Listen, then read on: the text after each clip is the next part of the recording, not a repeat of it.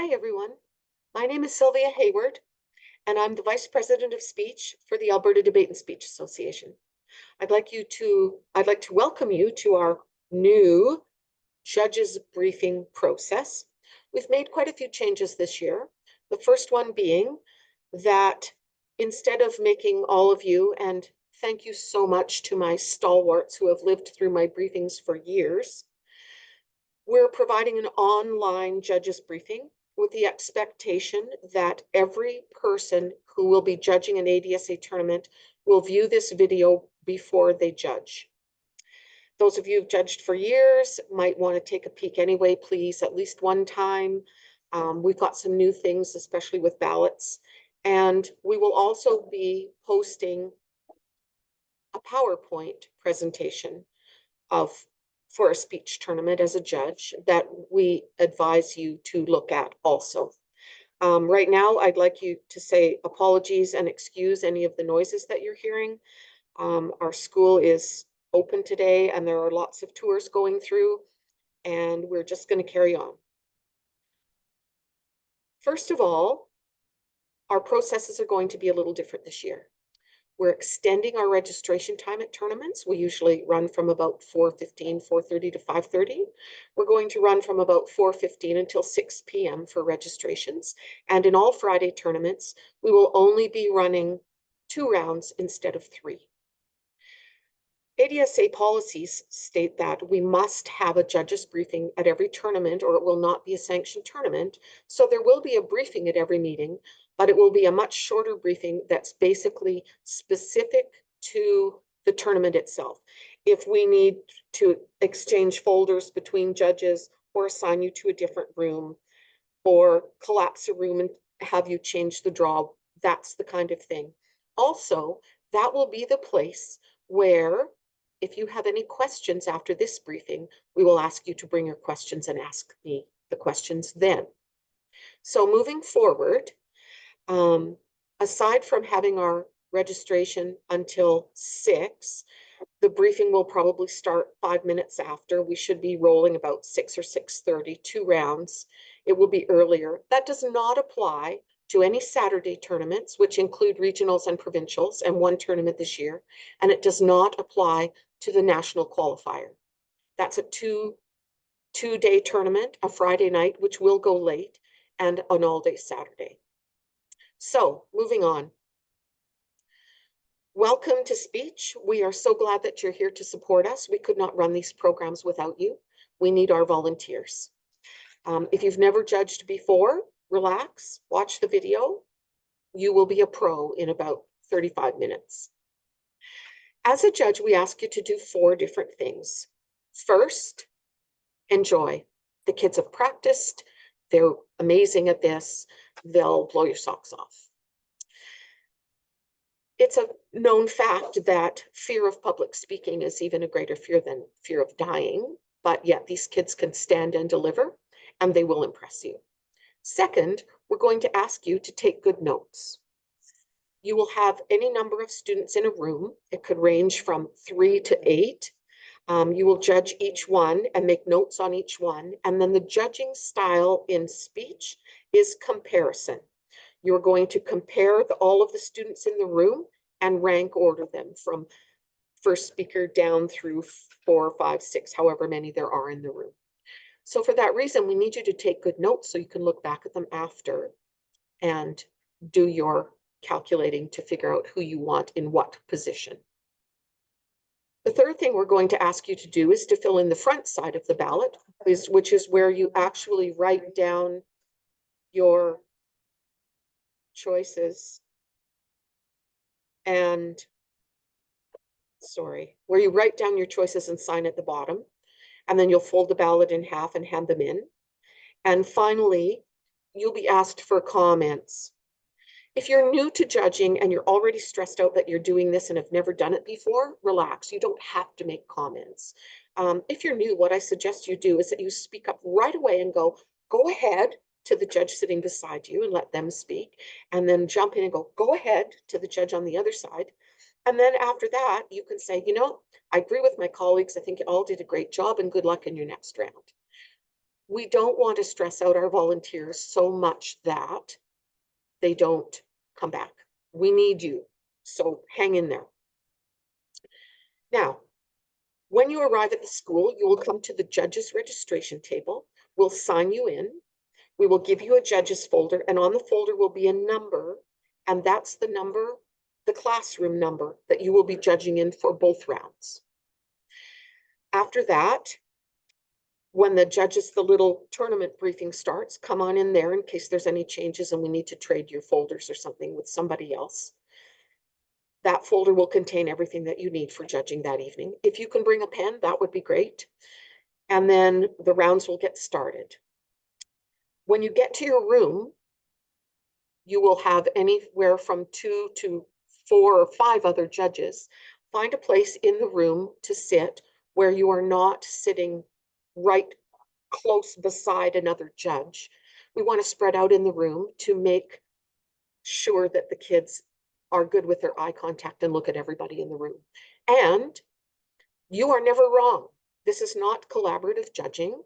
It's up to you. It's your decision. So whatever you decide and whatever order you put those kids in is correct. So don't worry about doing the wrong thing. You're fine. Okay? For every category, there's 7 categories in speech. And for every category except impromptu, you will be in the room. There will be moderators sitting at the front of the room. And then the students who are competing for you at that round will be in the room, except impromptu. In impromptu, the students go to a lockdown room, get the topic one at a time, and then we'll come into your room one at a time. So you will not have all the students in your room until the end. The moderators will have the kids' names written on the board, and they will also be timing each student. At the end of each student's presentation, the moderators will go and they will write the student's time on the board. Then they will call up the next speaker. There should be a little bit of time in between speakers, so you'll have time to finish your notes, and I'll show you what to do for notes in a minute. If they've called up the next speaker too early and you still need a couple of seconds or 30 seconds or whatever, just say, could you just hang on a minute? It's okay for you to do that. That being said, please don't write novels of notes for every student because we don't have time for a minute or 2 minutes between students. You'll also be given time at the end when all of the students are finished to go through all of your notes, confirm all of your rankings, and fill in the ballot, which I'll go through in a minute. Now I would like to move into the actual process of hearing and note-taking. First student will be called up. In your ballot, you will have blank paper. And what I do in my notes is I always write the students. First of all, I draw a margin down the paper. And that margin is for me to build a ranking ladder as I go.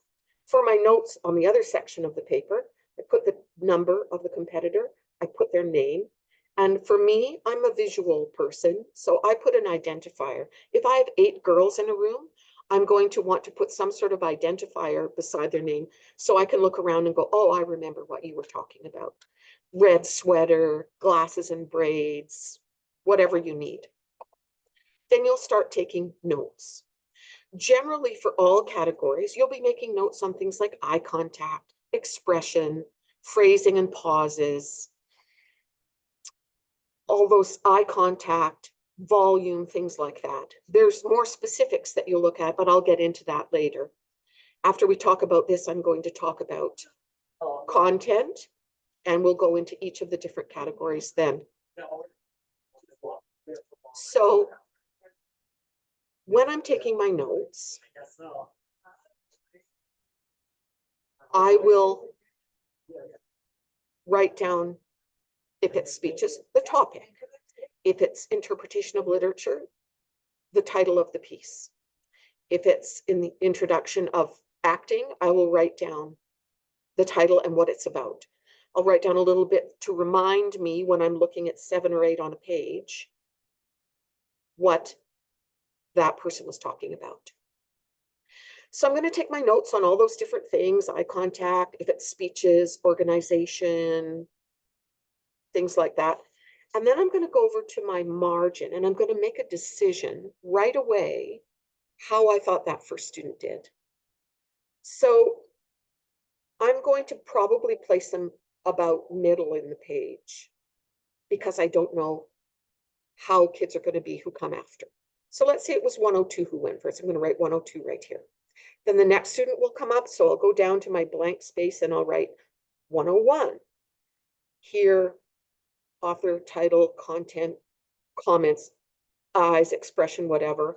For me, I have a little, I've done this for years, so I have a little kind of symbol system that I use. So I'll write down eyes, and then I will, for me, I'll put a happy face if they did a good job. I'll put a happy face with an exclamation mark or 2 exclamation marks if they were amazing, or I'll put the eyes and a neutral face if it was okay, or I'll put the eyes and a sad face if they never ever looked up at anybody.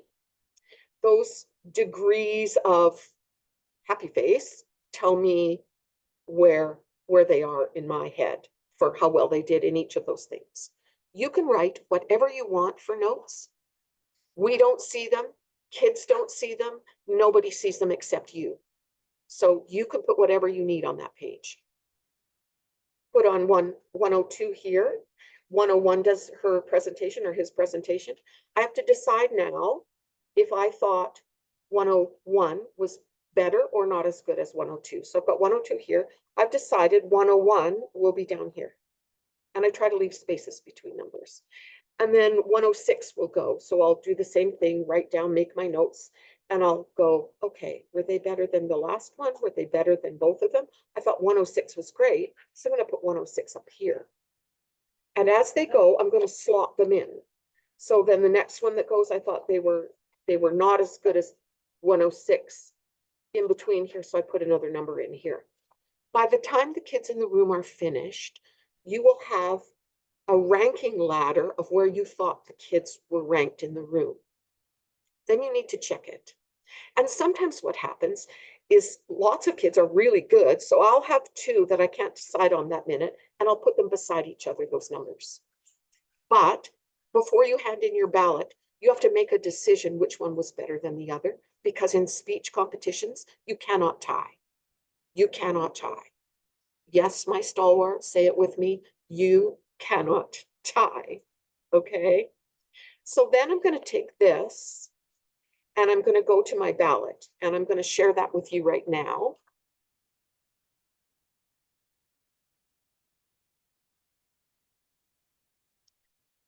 We have made new ballots this year, finally, so we don't have to keep correcting that X page thing at the top.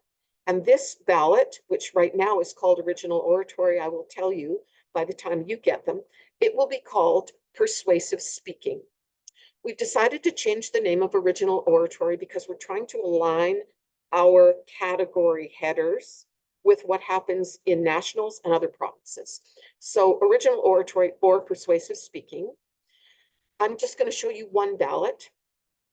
You're going to fill in what round it is, round 1 or 2. You're going to fill in what room number you are in. You're going to circle whether you are junior or senior or write it. You can tell because junior numbers have only 3 digits. Senior numbers have 4. For example, in persuasive speaking, junior number would be 101. A senior number would be 1101. We definitely need you to fill in your name, printed so that we can actually read it, please. Doesn't really matter if you fill in the chair timer. There's a few rules here. I'll go through the requirements of specifics for oratory, but what you need to know for speeches, poetry, prose, everything except acting, the kids are allowed to have notes with them. Some kids will and some kids won't. Some kids will have them as their safety and security blanket. Some kids won't. We do not deduct students for holding notes, where your deductions would be if they have to keep referring to them regularly is you may deduct kids for eye contact or connection with the audience, but you are not automatically deducting a student who has notes in their hand. When it starts to take away from other aspects of the presentation, that's when you may consider that as a deduction. So in terms of speaking times, the moderators time the students, and they will write the speaking time beside their name on the board, and you will copy that down onto your ballot. What's important to know is that students in every category have a 15-second grace period. That means they get 15 extra seconds after the time is up, the maximum time. They will be shown time cards by the moderator counting down 2 minutes, 1 minute, 30 seconds, stop, and then they will start the 15-second countdown. For the first tournament, if they say a few words after the stop, 15 seconds, that's fine. If they say more than a sentence, you should not rank them in the top 3 in the room. And by later tournaments, they should not be saying a word after the stop at the end of grace. So now you'll go down here. You've got your notes. You're going to decide who the first speaker is, list their name, list their competitor number, and then copy down their time from the board. There are time penalties, but that has nothing to do with you. We do that in the stats room, so don't worry about it. Once you've done that, you're going to sign. More important, and then after you've done all of that and given away your ballot to the moderator who runs them to stats, then you will need to give the comments if you want to. So that's why notes are also important. The important part is the back of the ballot. You probably won't see this mark out of 5 here because this ballot is for every student in the room, but it gives you an idea here of what a 5 or a 4 or a 3 or a 2 or a 1 is. If you want to do a little number system to rank kids, you can. So, excuse me. This shows what they need, specific things to consider for persuasive speaking, organization, delivery, and then it goes into other things, the effectiveness, the content.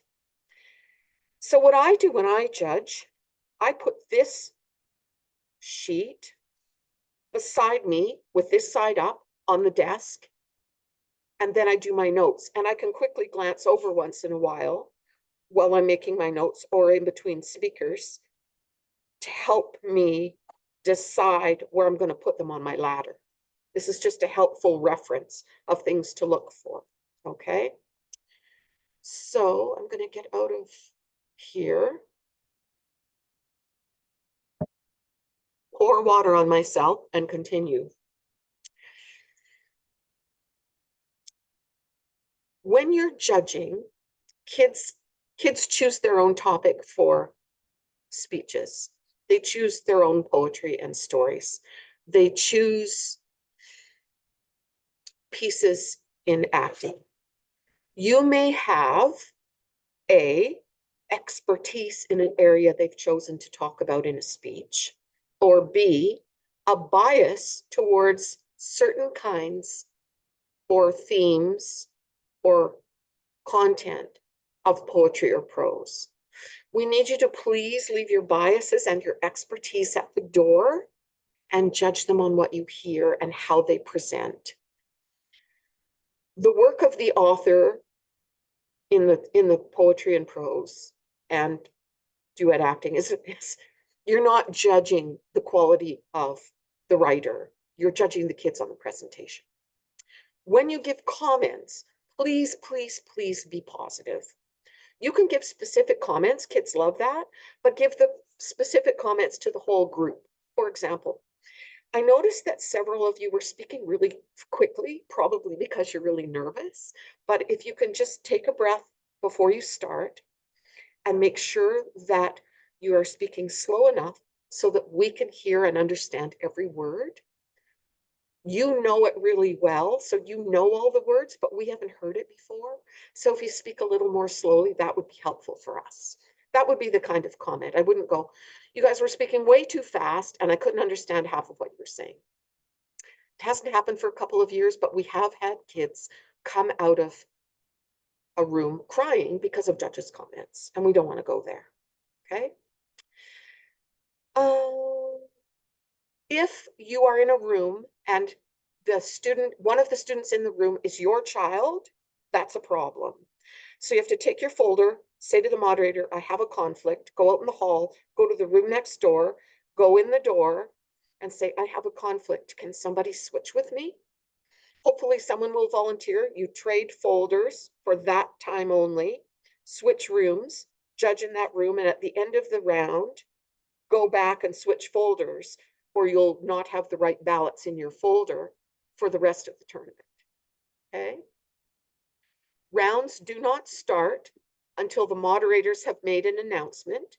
So please, if you've got a moderator who's super keen and, okay, we're going to start, and shut the door, you just need to say, we've been told that we're to wait for an announcement to start the rounds so that they don't start early. Okay? Now, I want to get into content. We're going to start with speeches. Two kinds: persuasive speaking or original oratory, and impromptu. For both kinds of speeches, you need to have a beginning and a middle and an end. It needs to be organized so you can follow what's going on, and it's not just a random group of ideas put out into the universe. There should be an introduction. The introduction should have a hook that brings you in so that you're like, oh, okay, I want to hear more about this. We've come to the end of photos. We're now at student supporters. That's Georgina, Sylvia, Lily, Kim, Wendy, Tracy, Graham. Anyone else who feels they fit in my category, please come to them all. And that's not going to be me, even though they called my name, because I need to get this done. So, hook could be personal anecdote, a quotation, a rhetorical question, a piece of data. Could be anything that makes you want to hear more. Then what they need to do is present their topic, and the topics must be presented as a problem and a solution. The problem doesn't need to be world peace, save the world, whatever. It can be something much smaller, but they need to tell you why they think it's relevant. So they present the problem, and then they would present some potential solutions to the problem. They do not have to balance. If the problem is a big, difficult one, more of the speech might be on problem and less on solutions, or vice versa. That's okay. That's okay. In that introduction topic they've given you, then they should lay out what I call a roadmap or a plan that tells you what subtopics they're going to explore within that problem solution topic. First, I'm going to talk about this, and then I'm going to talk about this, and finally, I want to deal with this. Then you're into the body of the speech where they actually talk about those 2 or 3 things they said they were going to talk about. That's where they give you details, examples, data, anything that fits in there. It needs to be presented in the same order they said it would be presented. So if they said, I'm going to do C and then B and then A, then in the body of the speech, they have to do C and then B and then A and not swap them around. Finally, you want a conclusion. Some kids summarize, some kids paraphrase, some kids project into the future. Some kids say, well, if we don't do these solutions, this is what's going to happen. Any way to conclude is fine, as long as it sounds like it's wrapped up and come to the end. Impromptu speaking, kids are given a topic. They don't get to see the topic until 3 minutes before they present. All the kids will be sent to what we call a lockdown area, so you will have no student competitors in your room. They will be called into a room one at a time. They will be given the topic, the time for 3 minutes. They bring them out of the room, walk them to your room, shut the door, and then they present. And then they sit down in the room. In the meantime, the next student's gone in to prepare, so then the next student will come. They all have the same topic to talk about in that round. They can develop it any way they want, so the speeches will not be the same, but they do need to talk about the topic.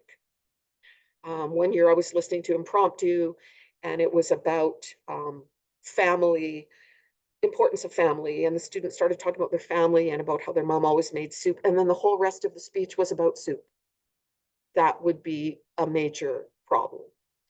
Structurally, oh, and they'll bring notes with them and they can have their notes. Structurally, an impromptu speech is exactly the same as what we just talked about. An introduction, a hook, a topic, a plan, develop it, close it. It's just shorter. They only have 5 minutes to speak, and all of the times in speech competitions are maximum times. There are no minimums. Quantity is not always better than quality, but if they're really short, they probably didn't have enough time to develop the quality.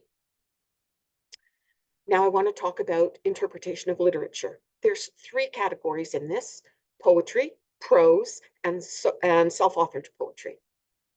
For poetry and prose, the ADSA rule is that the students must give the illusion of reading. That means they have a book, or they have papers, or they have note cards, or they have a binder, or they have the actual book. It does not matter what they use. They can have any of those. When I say they have to make consistent reference to the text, I don't mean the book. I mean the writing on the pages. So all of those categories have to have an introduction, author, title, and something else about the poem or the story. If it's self-authored, it's why they wrote what they wrote or what it was about. If it's poetry and prose, author, title, and why I liked the poem, why I thought this story was meaningful, anything, or something about the author, anything they want. So for poetry, you don't find a lot of poems that are 7 minutes long. So kids might use more than one, and that's absolutely fine. They need to have an introduction for both. They can introduce both of them at the beginning and then present them, or they can introduce the first poem, present it, introduce the next poem, present it. Consistent reference to the text. So they're going to be speaking, they're going to look down and they're going to pick up a couple of lines, and then they're going to deliver them to you. And then they're going to pick up a couple of lines and they're going to deliver them to you. They're not going to be making constant reference to the text all the time, although you may see something that looks like this if they haven't practiced very much. That takes away from the overall effect and connection with the audience and eye contact. The opposite of that is, especially in poetry, they've practiced the poem 100 times and they've got it memorized. So they'll look down, they'll look up at you, they'll pick up a line, and then they'll look at you for the whole rest of the poem. If they do that, they are not meeting the required criteria of making consistent reference to the text, giving the illusion of reading, and you would not rank them in the top 3 in the room, even if it's the best speaker. And then you can put a note on their judge's ballot beside their name, did not or was not reading. It's just, if you want to tell us why, that's fine. Poetry, do they understand all the words? Do they understand the metaphor and the description that's in the poem? Are they following the natural flow of phrasing and pauses, either with punctuation or a natural break? Some kids who are just new to poetry will be reading a poem and they will get to the end of the sentence and they will pause there because that's the end of the line, and they go to the next line and think they have to pause after every line. That would be one of my grow comments. Even though poetry is written in short lines, sometimes the ideas continue from one line to the next, and you want to put them all together and pause when there's a break in an idea. Sorry. Gestures, poetry and prose, are allowed to be a, quote, natural outgrowth of the piece. So if they want to, talking about the sun and they want to gesture up to the sun, or if they're being reflective and they want to sort of look off like they're being reflective, Or in prose, if they're speaking to a child, so they want to sort of look down like they're speaking to a child, or their child speaking to a parent and they want to look up, that's fine. They should not be doing acting and moving around the room. That's acting, and they should be in a different category. And I would deduct for that. For prose, author title, you can very rarely find a piece of prose that fits into 7 minutes, so they've probably taken an excerpt. So what they should be doing now is setting up the piece, telling you where they come in and giving you an understanding of what's gone on so that you get it for the part that they're speaking. Mary has just gone to her cousin's for Christmas and has realized that she forgot to bring the presents for her grandmother. Whatever they tell you should make it flow into their piece and you know what's going on. Sometimes kids have to crop out of the middle of the piece because it's so long, they're making it fit. And sometimes they'll crop something that's important. Those are what I call the moments where you're listening and all of a sudden they say something that is not connected at all. They've referred to a character who is not in the story because they've cut them out. Something that doesn't make sense. That I would make note of because it's a cropping error, and that would be part of your assessment of that student's presentation. Now I want to talk about self-authored poetry. As the heading suggests, these are kids who have written their own poem, and they're going to present that to you. Clearly, they don't need to tell you who the author is. They should tell you what the title is, and they should tell you a little bit more, what the poem is about or what motivated them to write it. And here's the difference between the other two categories. They can have notes that they refer to the poem, or it can be memorized, and neither of those will cause a deduction. Neither of those. They do not get deducted for having the poem and referring to it. They do not get deducted for having it memorized. If they have their poem there and they're reading word for word and their eyes are there the whole time, maybe that's an issue with eye contact or connection with the audience. It's not a deduction because they had their poem with them. Same kind of thing in terms of understanding, using the description, understanding metaphor. Here, there are different kinds of poetry, and a lot of kids now write spoken word poetry. Similar to slam. Some of you may know it as slam poetry. Some might write more classical rhyming poetry. One is not better than the other. Just because this student does rhyming couplets in their poem, it doesn't mean it's not as good as this kid who does spoken word poetry. You listen to it, you look for all of those presentation things, you look at meaning. Do they understand the meaning? Was it effective? And judge them accordingly. Funny is not worth more than serious. Serious is not worth more than funny. You have to judge them on the whole piece as it's presented to you, not, oh, that was so sad. Made me sad. I didn't like that. No bias. We're marking them on what they did. Okay. Last categories is it's acting, solo acting one person, duet acting two people. For solo acting, students can either use a published monologue, in which case their intro would give you the author and the title and tell you a little bit about it, or in solo acting only, they can take a character out of a novel or short story and create a monologue that character is doing based on what they're thinking, what dialogue they said in the story, and they can write that monologue. They should be telling you where it came from, the story, author title, and the character, and then a little bit more about what it's about.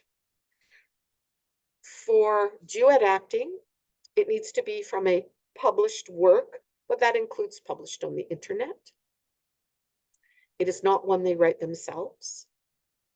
And it also needs the introduction to tell you probably if they've taken a little piece where it's come in or what's happening. The big deal for acting in terms of rules, it must be memorized. No notes, no cue cards, no nothing. Memorized. The most important part about acting is that those students, for the entire time they are presenting, make you absolutely believe that they are no longer student X from school Y, but they are that character that they are portraying. Facial expressions, voice, tone, body language, gestures, how they walk, everything needs to convince you that they are that character for the entire time of the performance. They should even try to let you understand the inner thoughts or motivation of that character. What are they like? Can you get that from them? Again, humor, serious, doesn't matter. The other thing, so now, of course, action is acceptable. They can move around the room, both categories, they can wear costumes, but it's not a Halloween parade and the best costume doesn't win. I'm not going to immediately consider this group better because they were doing Little House on the Prairies back in the 1930s costumes versus this piece, which is doing in the here and now monologue or duet acting with regular kids in regular clothes, and what they would be wearing is jeans and a t-shirt. So costumes are for them, but I do not measure who's better based on costume. It's about believability, holding the character, making people understand the character. Duet acting, there's two students, but you're judging them as one. So you might have a semi-professional actor there, and you may have a real beginner, but you have to put them together and give them one mark. In duet acting, you also need to see how they play off each other, their staging and their movement on the stage, and how they connect to each other. Do they create objects in space? They can have tables, chair, whatever. They can have props. So can solo acting, but the props shouldn't be distracting. And the business should, the business means the actions and activity that the characters do. I like to watch sometimes momentarily the character who is not speaking, who is not doing. They're parked in a chair over at the table, let's say. I want to see what they're doing and see if they're still in character doing what they're doing, or if they're just sort of sitting on the table waiting for their turn. Makes a difference. Believability, it's about believability. So you may have in these cases kids who are speaking to you and then they've just lost it. Their brain has become a black hole. They have no recollection of what comes next. That's where you put on your super encouraging face and try to help them get it back. If it looks like they're about to melt down, or want to go sit down, and they don't want to finish, that's when I would say, do you want to go and check your script? Can I? Yeah. What we want kids to have is a positive experience. And if going and checking their script and coming back and finishing, if that's what it takes, do it. Not melting into tears and sitting down and sobbing in the back. In terms of your evaluation, you would rank them last in the room, but that's okay. We want them to have a positive experience at the front. In any of the rounds, you are never telling students who won or who you thought was the best. And they'll know what their ranking is. They'll know if they did the freeze, why their ranking is what it is. And those rankings are shared by their coaches at their home schools. you don't ever tell them. Okay, so I think that I'm going to leave it there. I'm sure that I've left things out, and this is the one problem of a video. I can't say, those of you who've been here over and over, what did I forget? But you could bring it to me at the short tournament briefing and remind me so that I can mention that to the judges at the in-person briefing at the tournaments. Bring any questions that you have about this briefing with you. Again, we're going to post a PowerPoint where I've got all of the details down, and you can download it, you can read it over, you can watch this as many times as you want. And thank you very, very much for being with us. Thanks. Bye.